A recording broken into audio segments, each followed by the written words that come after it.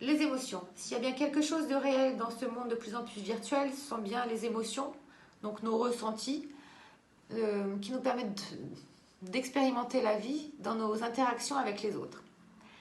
Ressenti agréable, ressenti désagréable. Une émotion, c'est un indicateur de l'état de satisfaction de nos besoins. Et on est seul responsable de l'état de satisfaction de nos besoins.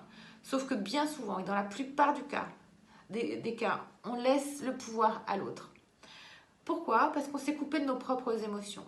Donc on s'est coupé de nos propres besoins et on ne peut plus y répondre. Donc on va toujours attendre de l'autre qu'il réponde à des besoins qu'on n'a même pas mis en lumière.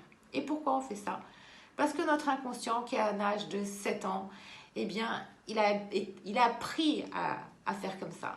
Il a appris parce qu'étant enfant, en fait, on s'est coupé de nos propres émotions, donc de nos propres besoins, pour répondre aux attentes de nos éducateurs, aux attentes de nos parents, de papa et de maman. Sauf que nos parents n'ont pu nous donner qu'à la mesure de ce qu'eux-mêmes avaient reçu.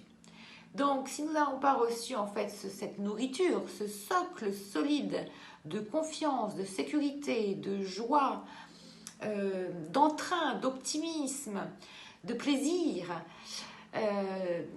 et bien en fin de compte, et qu'on a reçu à l'inverse des programmes de tristesse, de culpabilité, de susceptibilité, de jalousie, de trahison, de fragilité, d'agressivité, de colère, que sais-je, eh bien à l'âge adulte, dans nos choix d'expérimentation sentimentale, familiale, de travail, eh bien on va reproduire les mêmes expériences d'émotionnelles douloureuses qui sont là uniquement pour nous mettre en lumière quelque chose que nous portons en nous et qui demande à être libéré. C'est cette blessure d'enfant qui n'a pas été entendue, qui n'a pas reçu cet amour, qui n'a pas reçu ce socle pour lui permettre de devenir un adulte en toute responsabilité, en toute individualité.